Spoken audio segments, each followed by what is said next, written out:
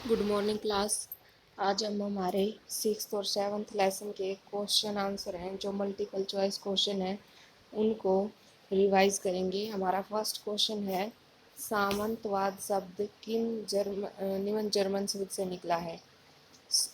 Feud से। France के राजाओं का अपनी प्रजा के साथ जुड़ाव निम्न प्रथा के कारण था, वेस्लेज के कारण था। नेक्स्ट क्वेश्चन हमारा है इसमें जो 6th लेसन है हमारा। नेक्स्ट क्वेश्चन है, सामंतवाद के अंतर्गत अभिजात वर्ग लॉर्ड यानी कि घर कहलाता था। किसका? मैनर का घर कहलाता क्या कहलाता था? लॉर्ड का घर मैनर कहलाता था। नाइट को अपनी सेवाओं के बदले लॉर्ड से क्या मिलती थी? फीफ मिलती थी। क्या मिलती थी? फीफ। नेक्स्ट है ये क्वेश्चन, सामंतवाद के अंतर्गत कुशल योद्धाओं का वर्ग क्या कहलाता था? नाइट्स कहलाता था। चर्च द्वारा कृषक से जो वार्षिक कर लिया जाता था, टीथ, वो क्या था? उसकी उपज का 10वां हिस्सा, जितनी भी उसकी पैदावार होती उसका 10वां हिस्सा टीथ नामक कर के रूप में लिया जाता था।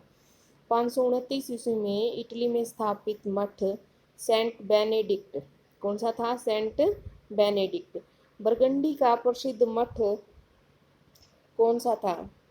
बरगंडी का प्रसिद्ध मठ जो 910 में स्थापित हुआ वो था कलूनी।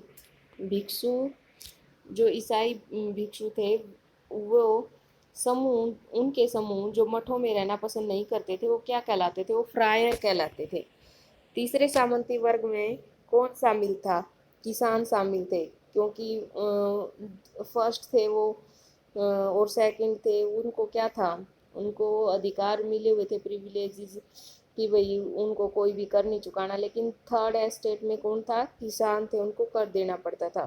कृषिदास अथवा बंधक किसान जो होते थे उनको क्या कहा जाता था? सर्फ कहा जाता था। राजा द्वारा लगाए जाने वाले प्रत्यक्ष कर को टैली, दो कर लगाए जाते थे, टैली और टिथ।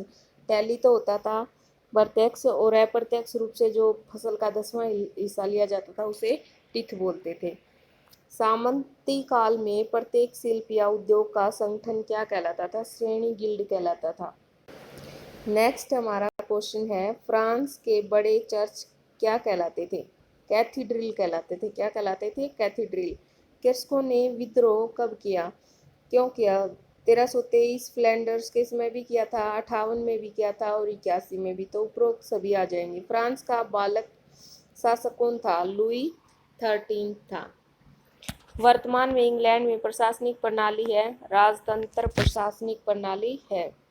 नेक्स्ट लेसन में हमारा फर्स्ट क्वेश्चन है, ये है रेनेशा का शाब्दिक अर्थ। रेनेशा का जो शाब्दिक अर्थ था वो था पुनर्जन्म। कोलंबस अमेरिका 1492 ईस्वी में पहुंचा था। यूरोप में सबसे पहले विश्वविद्यालय स्थापित हुए इटली में, और रेनेशा कालीन इटली का सबसे जीवंत बौद्धिक नगर था फ्लोरेंस। मध्यकालीन यूरोप में सबसे अधिक प्रभाव किसका था? चर्च का था। आयुर्विज्ञान विश्वकोश के लेखक अलराजी थे।